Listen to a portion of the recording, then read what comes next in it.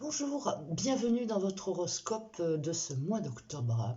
Ce mois d'octobre vous nous réserve pas mal de surprises puisque nous avons deux pleines lunes. C'est rare, donc nous en avons une le 1er et le 31. Bon, dès le 1er, cette pleine lune est en bélier, donc c'est une lune à insomnie, à coup de gueule, surtout pour les balances bélier, cancer et capricorne, mais à peu près pour tout le monde puisque la lune en bélier est mal aspectée et n'est pas une bonne chose. Donc il faut faire attention aux crises, il faut faire attention à l'énervement, aux émotions fortes. C'est une pleine lune qu'on va qualifier encore de difficile. Ça change pas depuis quelques mois. C'est quand même pas triste à ce niveau-là.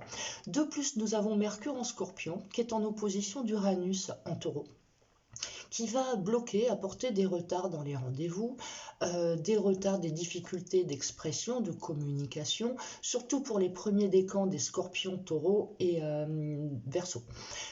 Par contre, il affûtera le mental des autres signes qui en profiteront pour repenser leur vie, pour faire des projets concrets, pour avoir une intuition plus forte, pour pouvoir allier aussi l'intuitif à l'intellect, ce qui est quelque chose d'assez important et vous aidera à aller plus vite dans vos projets.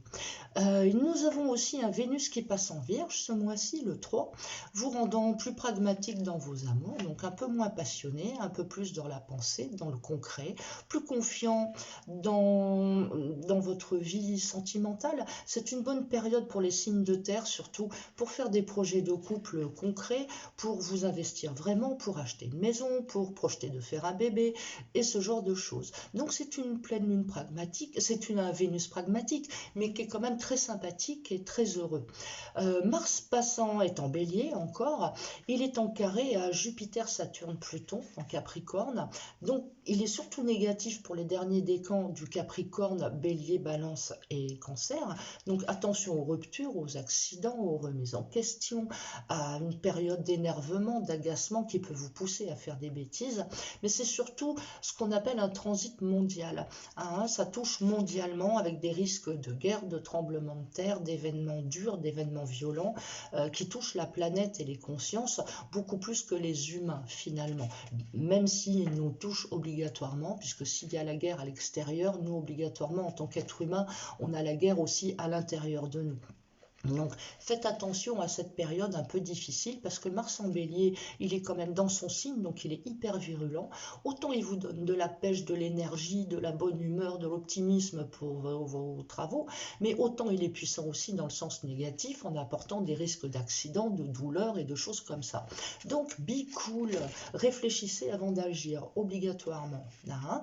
En plus de ça, ce Mars en bélier, il est appuyé par la pleine lune, donc il en rajoute une couche, donc il est d'autant plus fort, dans le positif et dans le négatif.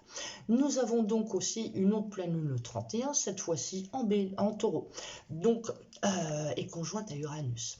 Donc la lune conjointe Uranus est une lune de liberté, d'indépendance, de boulet d'air, de voyage, d'envie de partir, de construire, et c'est quand même une pleine lune très intéressante. Elle pousse les signes de terre à la liberté, à la construction en respectant leur indépendance et l'indépendance des autres.